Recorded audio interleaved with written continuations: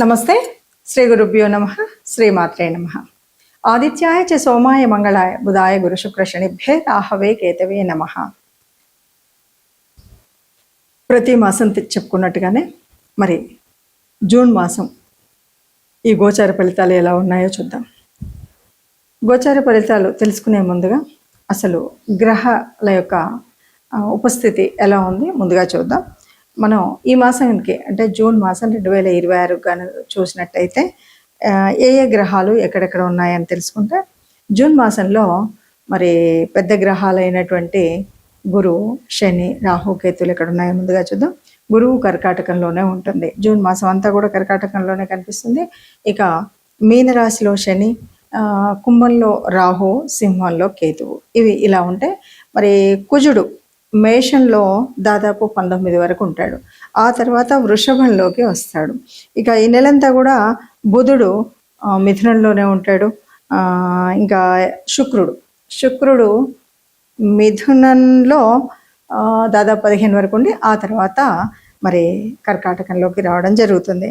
ఇక రవి వృషభంలో 15 వరకు ఉండి ఆ తర్వాత మిథునంలోకి సంచరిస్తాడు. ఇలా ఈ గ్రహస్థితి ఉన్నప్పుడు మరి ఒక్కొక్క రాశి వారికి ఎలా ఉంటుంది అని తెలుసుకోవాలి అంటే, నిజానికి ఇది ఒక్కటే సరిపోదు. అంటే మనం గోచార ఫలితాలు చెప్పుకున్నప్పుడు ఎప్పుడు కూడా చెప్పేటువంటి మాట ఏంటంటే, గోచార ఫలితాలు ఇంతమందిలో కొంతమందికే చాలా యాక్యురేట్గా ఉన్నట్టు కనిపిస్తుంటుంది, మిగతా వాళ్ళకి కనిపించదు. కారణం ఏమిటి అంటే, మనకు నిజంగా జన్మకుండలిలో ఉన్నటువంటి గ్రహచారం ఎలా ఉంది, అంతేకాకుండా ఇప్పుడు నడుస్తున్నటువంటి దశ అంతర్దశ ఏంటి, మనకు ఏ గ్రహం యోగించే గ్రహం ఏది కాదు, వీటన్నింటి మీద ఆధారపడి ఉంటుంది. కాబట్టి కొన్నిసార్లు అనిపించవచ్చు.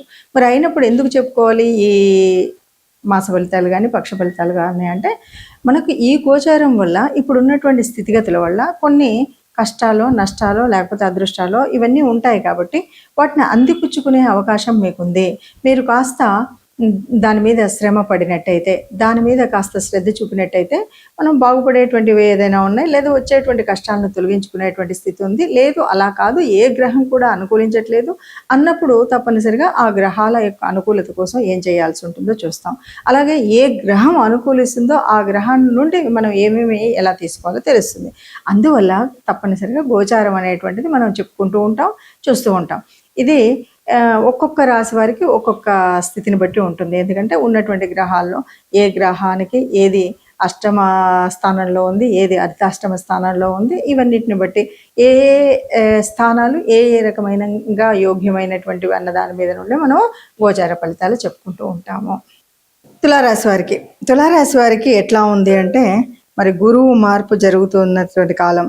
కుజుడేమో సప్తమ అష్టమ రాశి, అంటే ఈ 2 రాశులలో కుజుడు తిరుగుతున్నాడు. కాబట్టి ఇలాంటప్పుడు ఎలా ఉంటుంది అంటే, చాలా వరకు మనకు విరోధ భావాలు పెంచుకున్నట్టే ఉంటుంది. అవునన్నా కాదన్నా సరే సప్తంలో కుజుడున్నాడు. అలాగే పలుకుబడి ప్రత్యర్థులపై ఉపయోగించడం కోసం చూస్తూ ఉండడం, అంటే మనకు తెలియకుండానే ఇదంతా ఉంటుంది. తర్వాత ప్రయాణాలందు అంటే ఇప్పుడు మనం వెళ్తుంటే రోడ్డు మీద బండికి ఏదో ప్రాబ్లం వస్తుంది. యాక్సిడెంట్స్ అయితే కావు, కానీ వాహనాలకు చాలా వరకు రిపేర్లు వస్తూ ఉంటాయి. మనం మనకు ఒక ఇబ్బంది కలిగినట్టే కదా. పోతున్నటువంటి అనుకున్న సమయానికి చేరకపోవడం, నడి ఎండలో నిలబడడం, దానికి టైర్ అక్కడ మధ్యలో పంచర్ అయింది, దానికి స్పేర్ లేదు, ఇలా ఉంటాయన్నమాట పరిస్థితులు, ఇలాంటి ఇబ్బందులు. అలాగే స్వజన విరోధములు బాగా ఉంటాయి. మన వాళ్ళే మనకు విరోధులై మన మీద లేనిపోని శత్రుత్వాన్ని పెంచుకుంటారు. ఇది చాలా ఇబ్బంది అయినటువంటిది. ఇక కొన్నిసార్లు మనం లిటిగేషన్స్ ఉంటాయి. ఆ విషయాలు వచ్చినప్పుడు మనం ఎట్టి పరిస్థితుల్లో అయ్యా నువ్వే మాకు దిక్కు, నువ్వు పెద్దవు అని ఎవరు ఎంత చెప్పినా ఆ పెద్దరికాన్ని కానీ మధ్యవర్తిత్వాన్ని కానీ అస్సలు పాటించకపోవడమే మంచిది. దీనివల్ల విరోధం పెరగడం, మిత్రులు శత్రువులు అవ్వడం, బంధువులు విరోధులు అవ్వడం, శత్రువులుగా మారడం అనేటువంటిది చాలా ఎక్కువగా కనిపిస్తుంది. కాబట్టి ఇదంతా కూడా కుజుడు సంచరించేటువంటి ఒక భాగంలో సప్తమంలో, తర్వాత అష్టమంలో సంచరణ అనేటువంటిది ఒక పెద్ద ఇబ్బందిగానే మనం చెప్పవచ్చు. కాబట్టి ఇప్పుడు మనము ఏం చేస్తే బాగుంటుందంటే, మౌనంగా ఉండడమే చాలా మంచిది. ఒకరి జోలికి వెళ్ళకపోవడమే మంచిది. అనువుగాని చోట అధికులం అనరాదని మనం పెద్ద మన మధ్యవర్తిత్వం వల్లనో లేకపోతే పెద్దరికం వల్లనో లేనిపోని సలహాలు ఇవ్వడం అనేటువంటిది అస్సలు మంచిది కాదు. ఇలా ఉన్నట్టయితే మనకి ఏ ఇబ్బందులు ఉండవు. ఇక సరే ఆర్థికంగానా వీటంటే మనకి ఏ రకమైన కష్టము రాకూడదు. ఎప్పుడు ఎలా ఉందో అలాగే ఆర్థిక వ్యవస్థ మామూలుగానే ఉంటుంది, కుటుంబ వ్యవస్థ మామూలుగానే ఉంటుంది, ఇవన్నీ బాగానే ఉంటాయి. ఎటొచ్చి మన బయట సమాజంలో నుండి మనకు వచ్చేటువంటి విరోధత్వం మాత్రం కొద్దిగా ఎక్కువగా ఉంటుంది. వాహనాల స్థితిలో కూడా కొద్దిగా వాటికి అనుకొని మనం ఏదో అనుకుంటే ఏదో అయ్యి రిపేర్లు అవ్వడం, వాటికి ఖర్చు అవ్వడం, వాటి మీద ఖర్చు పెట్టడం, పెట్టుబడులు పెట్టడం అనేటువంటిది చాలా ఎక్కువగా కనిపిస్తుంది. కాబట్టి ఈ విషయంలో జాగ్రత్తగా ఉంటూ మనం బయటికి అనవసరంగా వెళ్లకుండా, ఎవరి విషయాల్లో మనం తలదూర్చకుండా, ఎంత పెద్దరికం ఇచ్చినా కూడా దాన్ని తీసుకోకుండా ఉన్నట్లయితే ఏ రకమైన ఇబ్బంది లేకుండా ఉంటుంది తులారాశి వారికి అని చెప్పొచ్చు.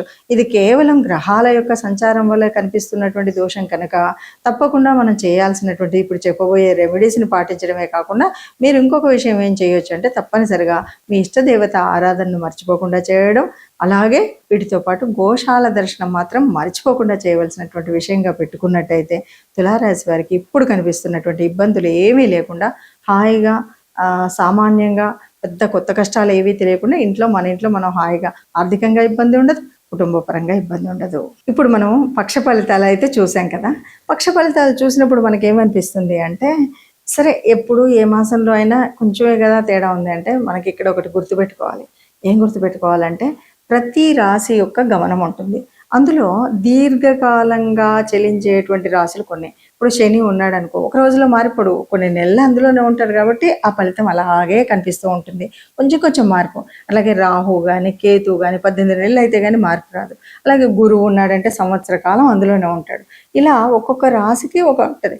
కేవలం నెలలో రవి, బుధుడు, శుక్రుడు, లేదా 45 రోజులకు మారేటువంటి కుజుడు, వీళ్ళు ఈ కొంచెం మార్పు వల్లనే మనకు ఉండేటువంటి మార్పు కనబడుతుంది. మరి మొదటి పక్షానికి రెండవ పక్షానికి తేడా ఏంటి అంటే మనం అవునన్నా కాదన్నా రవి మొదటి పక్షంలో ఒక చోట అంటే 15 రోజులకు ఒకసారి నెలకు మారుతున్న 15వ తారీఖు మార్పు జరుగుతుంది. కాబట్టి మొదటి 15 రోజులు ఒకవైపు ఒకలాగా, రెండవ 15 రోజులు ఒకలాగా కనిపిస్తుంది. ఆ రవి మారినటువంటి వల్ల రవి యొక్క ఏదైతే రవి ఇచ్చేటువంటి కారకత్వాల వల్ల మనకి మార్పు అనేటువంటిది ఆ చిన్న మార్పు కానీ పెద్ద మార్పు కానీ కనబడుతూ ఉంటుంది అనమాట. రవి ఉన్న స్థానాన్ని బట్టి, రవి చెందేటువంటి మార్పులు బట్టి, అలాగే బుధుడు చెందేసేటువంటి వాటిలో ఈ ఆలోచన శక్తి ఎలా ఉంటుంది ఏంటి అని మనం చెప్తాం. ఇలా చూస్తూనే మనం చెప్పుకునేటువంటిదే ఈ గ్రహస్థితి. మరి ఇలా చెప్పుకున్నప్పుడు మరి అలా చెప్పినా కూడా మీరు అన్నట్టుగా కొన్ని చోట్ల బాగా అనిపించింది, కొన్ని చోట్ల నాకు ఎగ్జాక్ట్గా అనిపించలేదు అంటాం. ఇవన్నీ కూడా మనం ఎందుకంటే ఈ బుధుడు ఇక్కడ ఉన్నాడు కాబట్టి యోజన శక్తి తక్కువ ఉంది, ఆలోచన విధానం తక్కువ ఉంది. ఈ బుధుడు ఇక్కడ ఉన్నాడు కాబట్టి ఈసారి మనకు మంచిగా అవుతుంది. గురువు ఉచ్చస్థానంలో ఉన్నాడు కానీ మీకు అనుకూలమైన స్థితి లేదు కాబట్టి ఆయన ఆలోచించే విధానం లేదు. గురువు ఉచ్చంలో ఉన్నాడు, మీకు అనుకూలమైన గ్రహం కాబట్టి మంచి మేధాశక్తి, మంచి ఆలోచన విధానం ఉంటుంది అని చెప్తాం. అంటే దీన్ని చెప్పేటప్పుడు అలా చెప్పడం వల్ల ఓహో నాకు ఇప్పుడు గురుగ్రహం సరిగ్గా అనుకూలంగా లేదు కాబట్టి నేను యోచించేటప్పుడు, ఎవరితో అయినా మాట్లాడేటప్పుడు, పెద్దలతో ఉండేటప్పుడు నేను ఇలాంటి నిర్ణయాలు తీసుకోవాలని ముందు జాగ్రత్త చర్యగా మనం చేయాల్సిన పనుల గురించి చెప్పేటువంటిది. దానివల్ల ఏవైతే నష్టాలు జరగవలసి ఉన్నవో ఆ నష్టాలు రాకుండా చూసుకోవడం కోసమే మనం ఈ పక్ష ఫలాలైనా మాస ఫలాలైనా చెప్పుకుంటూ ఉంటాం.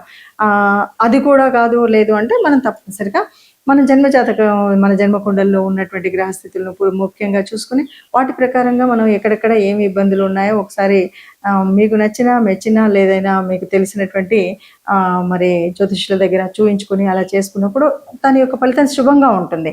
అలా కాదు అన్నప్పుడు నెల పక్షాలు చూసుకున్నప్పుడు కొంతవరకు అయితే అనుకూలించే పరిస్థితి ఉంటాయి. వాటితో పాటు చెప్పబోయేటువంటి రెమెడీస్ కూడా తప్పనిసరిగా చేసుకోవాలి.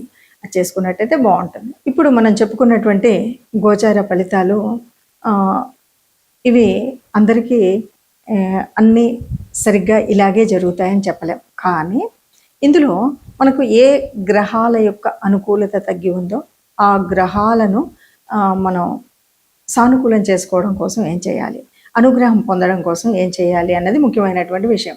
ఎందుకంటే ఉన్నటువంటి నవగ్రహాలు అందరికీ అనుకూలించేవిగా ఉండకపోవచ్చు. కానీ ఎప్పుడైతే మనం కొన్ని కార్యక్రమాలు చేసినప్పుడు తప్పకుండా ఎలాంటి గ్రహం అయినా తప్పనిసరిగా మనకు అనుకూలంగానే ఉంటుంది. ఈ కార్యక్రమాలు ఏంటంటే తప్పనిసరిగా దాన ధర్మాలు చేయడం, ధార్మిక స్థితిలో ఉండడం అనేటువంటివి అతి ముఖ్యమైనటువంటివి. మరి ఈ మాసంలో ప్రత్యేకించి మనం చెప్పుకోవాల్సింది ఏంటంటే గురువు యొక్క మార్పు జరిగింది కర్కాటక రాశిలోకి. ఇది బాగుంటుంది. అయినప్పటికీ మరి గురువు ఉచ్చస్థానంలో ఉన్నాడు. ఉచ్చస్థానంలో ఉన్నంతలో గురువు అందరికీ అన్ని వేళలా శుభుడా అంటే గురువు అంటేనే శుభగ్రహం.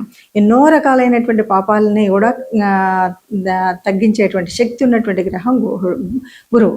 అయినప్పటికీ కొన్నిసార్లు కొంతమందికి అది అనుకూలించదు. అంటే అనుకూలించినప్పుడు ఏం చేయాలి అంటే చెడైతే చేయదు, కానీ మనం గ్రహం యొక్క ప్రార్థన చేయడం కానీ గురువు యొక్క అనుగ్రహం పొందడానికి ఏమేం చేయాలి. ముఖ్యంగా ఈ మాసంలో చెప్పుకోదగినటువంటిది ఏంటి అంటే, ఈ గురు మార్పు నుండి మనం పొందాల్సినటువంటి లాభం ఎలా అంటే, మన యొక్క గురువులు, ఆచార్యులు లేదా గురువు స్థితిలో ఉన్నటువంటి వారు, గురు తుల్యులైనటువంటి వారు, తల్లిదండ్రుల స్థానంలో ఉన్నటువంటి వాళ్ళు, తల్లిదండ్రులు, వీళ్ళందరికీ కూడా ఎప్పుడు మనం కావలసినటువంటి సహాయం చేయడం, లేకపోతే వాళ్ళని అమర్యాద పాలు చేయకుండా ఉండడం, లేకపోతే వాళ్ళకి గౌరవాన్ని ఇవ్వడం, ఇలాంటివన్నీ కూడా చాలా ముఖ్యమైనటువంటివి. వీటితో పాటు మనకు వీలైనప్పుడు, సమయం దొరికినప్పుడైనా సరే లేదా సమయాన్ని కల్పించుకుని అయినా సరే గురు దేవాలయాలు అంటే మనం రాఘవేంద్ర స్వామి కానీ లేకపోతే దక్షిణామూర్తి స్తోత్రం కానీ, అంటే గురు సంబంధితమైనటువంటి స్తోత్రాలని చదువుకోవడం, అలాంటి దేవాలయాలకి వెళ్ళడం, గురుతుల్యుల్ని మనం వాళ్ళకి ఒక మర్యాద మనన ఇవ్వడం, ఇలాంటివి కనుక చేసినట్టయితే ఏ ఇబ్బంది రాకుండా ఉంటుంది. ఇక వీటితో పాటు తప్పనిసరిగా ఒక గ్రహం అనుకూలం, మరో గ్రహం అననుకూలం ఉంటుంది. కాబట్టి మీకు వీలును బట్టి తప్పనిసరిగా సర్వదేవతా నిలయమైనటువంటి గోశాలకు వెళ్ళండి. ఎందుకంటే గోమాత అక్కడ అన్ని దేవతలు ఆ తల్లిలో ఉంటాయి కాబట్టి గోశాలకు వెళ్ళండి. వీలుని బట్టి తోచినంత గోగ్రాసాన్ని ఇచ్చినట్టయితే మనకున్నటువంటి చిన్న కష్టమైన పెద్ద కష్టమైన అననుకూలంగా ఉన్నటువంటి స్థితిగతులైనా తప్పనిసరిగా మనకు పెద్ద నష్టాన్ని తేకుండా సామాన్యంగానైనా ఉంటాయి అన్నది మనం ఆ జాగ్రత్తను పాటించడం కోసం చేయవలసినటువంటిది. ఏది ఏమైనా సరే మనం చేసేటువంటి ధార్మిక కార్యక్రమాల వల్ల, దాన ధర్మాల వల్ల మనం సుఖంగా ఉంటాం. కాబట్టి దీన్ని దృష్టిలో పెట్టుకొని మనం అటువైపు దాన ధర్మాలు లేక ధార్మిక స్థితిలో ఉండడం అనేది చేస్తూనే ముందుకు వెళ్తూ